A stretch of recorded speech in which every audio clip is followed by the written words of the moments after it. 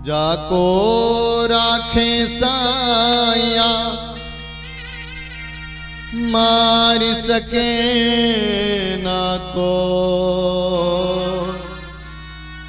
बालन बाका कर सके जो जग बैरी हो। जिसके रखवाले मेरे गोविंद है उसका भला बाल भी बाका कोई नहीं कर सकता, चाहे उसका जग दुश्मन हो जाए महाराज, उसका कोई बाल बाका नहीं कर सकता है, चाहे जग दुश्मन बन जाए। हाँ, जिसके ऊपर मेरे भगवान की कृपा है, जिसके ऊपर मेरे भगवान का वरद हस्त है, उसका कोई बाल बाका भी नहीं कर सकता। लेकिन उस विश्वास में रहिए मेरे ऊपर मेरे भगवान की कृपा है। आपसे निवेदन करूं, एक वृंदावन में एक बड़े अच्छे महात्मा हुए जिनको लोग जज साहब करके बुलाते आते थे। लोग कहते थे जज साहब आ गए। कोई महात्मा नहीं कहता था, कोई साधु नहीं कहता, कोई सन्यासी नहीं कहता था, क्या कहते थे लोग? जज साहब आ गए। जज साहब क्यों कहते थे? बोले महाराज दक्षिण भारत में एक डिस्ट्रिक्ट के वह जज हुआ करते थे, और जिस डिस्ट्रिक्ट में जज हुआ करते थे उसी डिस्ट्रिक्ट के बगल में एक गांव था। उस गांव में रघुनाथ जी का मंदिर था महाराज। उस मंदिर में एक पुजारी जी रहते थे, गांव के बाहर मंदिर था, और उस पुजारी जी के साथ पुजारी जी का हेल्प करने के लिए एक केवट रहता था महाराज। केवट जाकर के सुबह शाम झाड़ू लगाता, पोछा लगाता, और फिर पुजारी जी के चरण का सेवा करता। देखिए, जो भगवान के पुजारी होते हैं ना, वो भी भगवान से कम नहीं होते, उनको भी भगवान के समान माना जाए। क्यों? क्योंकि भगवान के वो वाहक हैं, भगवान का पूजन कराने वाले, भगवान को तिलक करने वाले, भगवान का पूजन करने वाले, भगवान का श्रृंगार करने वाले। कौन करता है? वो अपनी माँ करती है, और कोई करता है क्या? है? आपका श्रृंगार कभी आपकी बीवी भी की है क्या? पड़ोसन भी कभी की है क्या? पापा भी करते हैं क्या? जब भी करती तो माँ करती है। अब माँ कहीं व्यस्त हो तो भले ही पिताजी कभी कुछ करेंगे भी तो आड़ा टेढ़ा कर देंगे हमारा। हाँ, पर माँ का स्वभाव होता है। और तो पुजारी जी पूजा करते, और ये पुजारी जी का पूजा करते। केवट सुबह शाम रहता। केवट 2 पुत्र और 1 पुत्री थी। जीवन पर्यंत तक वो सेवा करता रहा। धीरे धीरे बच्चे बड़े हो गए।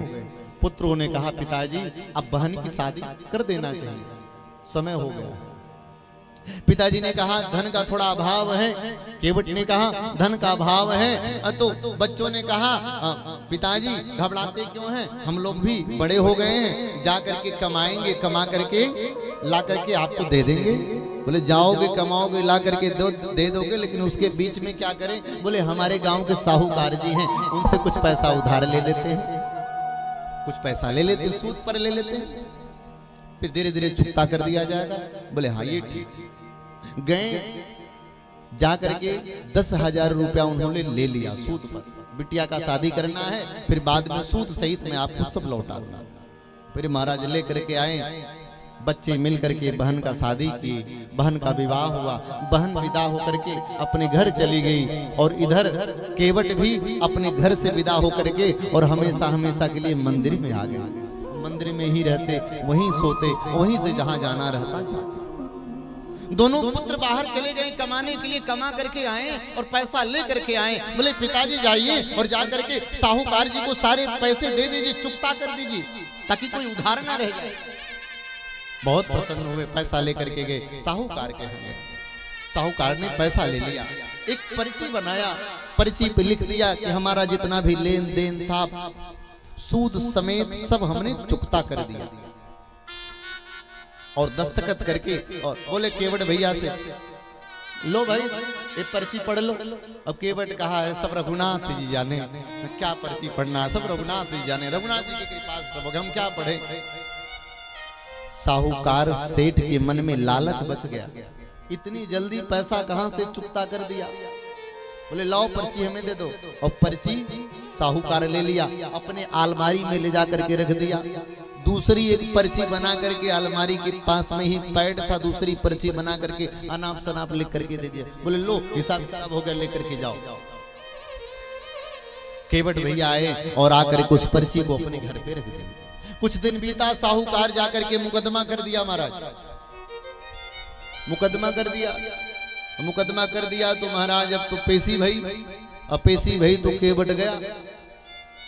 अब केवट से जज साहब ने पूछा, क्यों भाई केवट, तुमने साहूकार जी से पैसा लिया? बोले हाँ सरकार पैसा लिया। दिया नहीं क्या? अरे बोले सरकार दे दिया। बोले दे दिए? बोले हाँ। बोले ये तो साहूकार जी ने तो मुकदमा किया, तुमने दिया नहीं। अब तो केवट लगा रोने, रे सरकार हमने पाई पाई चुकता कर दिए। अब जब रोने लगा तो जज साहब को दया आ गई, गरीब है रो रहा है, हो सकता है सत्य ही बोल रहा। जज साहब ने कहा कोई बात नहीं, रो नहीं, शांत हो जाओ। एक बात बताओ, तुमने पैसा इनको दिया? बोले हाँ दिए। ये पैसा लिए? बोले हाँ ये पैसा लिए। बोले तुम्हारे देने इनके लेने के बीच में कोई था? बोले रघुनाथ जी जाने, रघुनाथ जी के सिवा कोई नहीं था। जज साहब के ऐसा कोई बात नहीं, रघुनाथ तो था, वही गवाही करेगा। बोले कोई बात नहीं, जाओ अगले सप्ताह की तारीख पड़ जाती। दोनों गए, साहूकार भी गए, केवट भी गया, मंदिर में जाकर के रो रहा। इधर जज साहब ने चपरासी को सम्मन काटने के लिए कहा। बोले सम्मन लेकर के जाओ और रघुनाथ को दे करके आओ सम्मन, अगले तारीख में उसको हाजिर करो। अब तो महाराज सम्मन लेकर के दौड़ रहा है चपरासी, रघुनाथ जी का घर कहाँ है, रघुनाथ जी का घर कहाँ? रघुनाथ जी का घर हो तो ना। एक से पूछे भाई साहब रघुनाथ जी का घर कहाँ है? एक ने कहा अभी तक पता नहीं, गांव के बाहर है। बोले कहाँ? बोले बाहर जाओ। भाई चपरासी पहुंच गया। अब पहुंच गया तब तक पुजारी जी अपना माला लेकर के सीताराम सीताराम सीताराम सीताराम जप रहे थे। दिन को 11 बज रहे थे। चपरासी जी आए और चपरासी जब आए तो आकर के पुजारी जी को बुलाए। पुजारी जी आए, बोले हाँ बोलिए क्या बात है? बोले रघुनाथ जी का घर यही है? बोले हाँ यही है। बोले तो ये लो सम्मन। अब पुजारी जी कहे सम्मन रघुनाथ जी के नाम का? पुजारी जी ने सोचा कि अब सम्मन आ ही गया है सरकार, आपने मंगा ही लिया है सम्मन, तो हम कौन होते हैं वापस करने के लिए। और पुजारी जी ने भी दस्तखत कर दिया और चला गया चपरासी। और उस सम्मन को लेकर के पुजारी जी रघुनाथ जी के चरणों में ले जाकर के रख। सरकार आज तक आपके लिए माखन आया है, मिश्री आया है, आपके लिए चांदी के मुकुट आए हैं, सोने के हार आए हैं, तरह तरह के कपड़े आए हैं, व्यंजन आए हैं सरकार, लेकिन मुझे लगता है पहली बार आपके पास कोई सम्मान लेकर के आया है। सरकार वो सब आप स्वीकार करते हो तो इस सम्मान कौन स्वीकार करेगा? सम्मान ले जाकर के पुजारी जी रघुनाथ जी के चरणों में रख दिए। केवट भैया रोए जा रहे हैं, कभी भगवान की मूर्ति को देखते, कभी पोछा लगाते, कभी झाड़ू लगाते तो भगवान की मूर्ति को देखते लगाते रहते थे। इस स्थिति को देख करके पुजारी जी को बहुत दया आई। स्नान कराए हैं, स्नान कराने के बाद आरती कराए, आरती कराने के बाद बयारू भोजन भया महाराज, और भोजन करा करके जल्दी से पट बंद कर दिए। 8 बजते बजते पट बंद कर दिए। सरकार आप समय से पहुंच जाइएगा। क्यों? क्योंकि समय से नहीं पहुंचेंगे तो मुकदमा खारिज हो जाएगा। सरकार अब आपको ही गवाही करनी है। सरकार आपके लिए मैं वस्त्र लेकर के आया हूँ, इसमें से जो वस्त्र आपको अच्छा लगे वह वस्त्र पहन लीजिएगा, लेकिन जाइएगा जरूर, हमरे केवटवा का रक्षा करिएगा। प्रभु आपका भगत है, बहुत सीधा है, सज्जन रहिएगा। आपके लिए आपके घर वाले ना सही, लेकिन आपके लिए पूरा समाज खड़ा हो जाएगा। वो जिस जीव के अंदर सज्जनता रहती है, भगवान का भगत रहता है, घर के लोग साथ दे ना दे कोई बात नहीं, आपका दुनिया साथ देता है यार, दुनिया साथ देता है। पुजारी जी ने 8 बजे पट बंद कर दिया, भगवान का दरवाजा बंद कर दिया, और दरवाजा बंद करके कहा प्रभु छाता भी मैंने रख दिया है, पानी का बोतल भी हमने रख दिया है, भोजन भी पवा दिया है। सरकार प्यास लगेगा तो पी लीजिएगा, लेकिन केवल की गवाही में जरूर जाइएगा। ये कह करके पुजारी जी बैठ गए, जब करने लगे। केवट भैया चले गए, मुकदमे 10 बज गए हैं। सुनवाई के लिए फाइल जज साहब के सामने प्रस्तुति हुई है, जज साहब के सामने प्रस्तुत भैया फाइल तो बुलाया गया, साहूकार सेठ भी आ गए और केवट जी भी आ गए।